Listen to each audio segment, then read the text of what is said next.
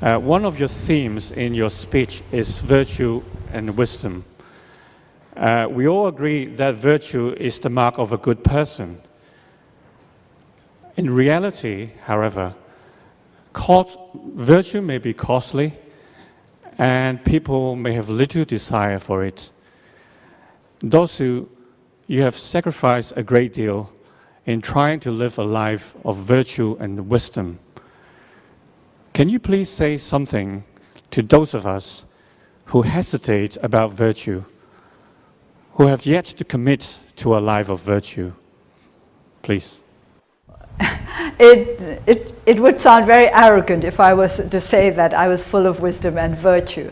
So I would like to say very simply that what I've always tried to do is to develop a sense of responsibility, to try to fulfill my duties as best as possible. And that, for me, is the biggest virtue of which I'm capable. I'm not sure whether I'm virtuous in the sense in which other people think of virtue, but I certainly put a lot of importance on duty, and I try to fulfill my duty as far as possible, and I try to acquire as much knowledge as I think it is necessary for me to carry out my duties. So in that sense, what I have done is to try to live with a clear conscience, and that is the biggest, best freedom in the world.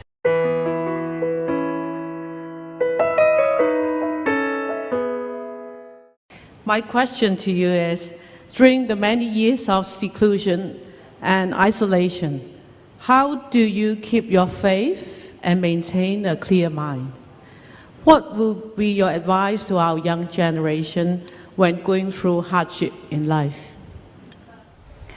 I'm going to mention a word which is perhaps not fashionable anymore, but it is very important: discipline. That's how I managed to go through these years of isolation. I led a very disciplined life, and that's how I managed to keep my faith. Young people these days perhaps do not put such a value on discipline, but if they only knew how much it would help them in times of trouble, then I think they would learn to value discipline a lot more than they do now.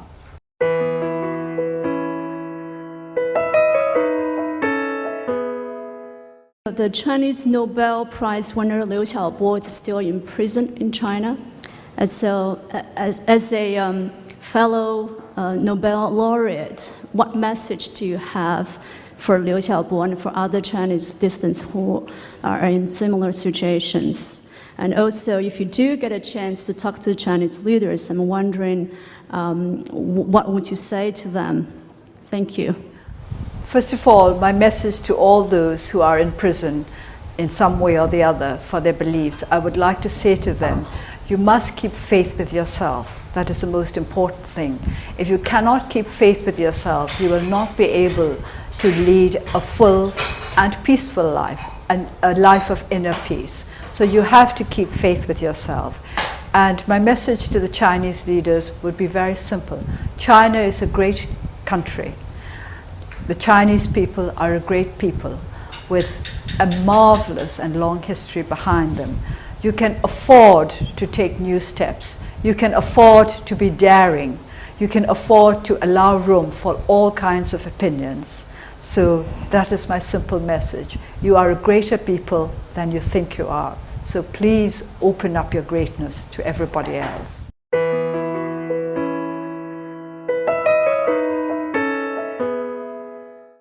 My question to you is there anything that you have done in the political world between 1988 and 2010 that you regret doing? Thank you. Politically?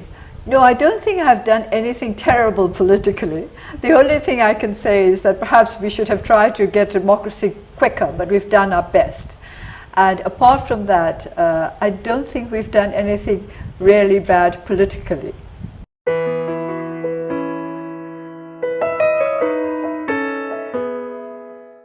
My question for you is one from the heart. What makes you happy? What makes me happy? Very small things make me happy. I've learned to be happy with small things, such as, for example, the ability to be able to go to bed early one day. I think to myself, I'm going to go to bed early today, and that makes me happy. I think this is one of the things you have to learn if you live the kind of life that I do. You have to learn to be happy with little things and to treasure them as part of life.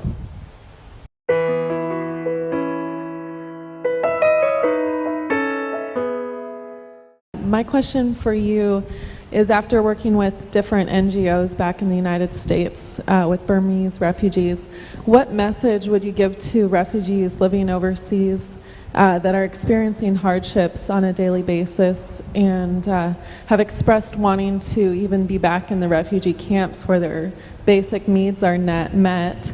And what advice would you give to them to remain hopeful and peaceful instead of resorting to violence in order to meet their needs? I think they have to learn to rise to the challenges that life throws at them. Their life in the refugee camps was hard. Now their life in their new country is hard in a different way. They've simply got to learn to cope with it. I know that it's not done as easily as is said, but I'm sure they have many organizations and many individuals who are helping them to cope with the situation. I always think that challenges are interesting and they're there to help you to become a stronger person. Perhaps the experiences they have gone through have made them more fearful of facing what is new and strange. So we have to teach them to free themselves from their fears. This is one of the main themes of our struggle, to free ourselves from our fears.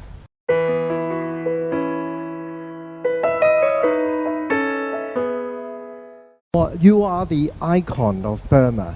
What is your succession plan? What is your strategy in finding your successor or your successors who become icons of Burma for the cause and movement that you are trying to achieve? Well, first of all, I've never been happy about the word icon. You know, I think of a very still image, just been there doing nothing at all. And in my opinion, I've worked very, very hard. And so what I want to do is to bring up younger leaders who also work very, very hard and who are brave enough to face new challenges. What we want to do is to teach them to cope with whatever life throws at them. And this is the way in which they can learn to be leaders.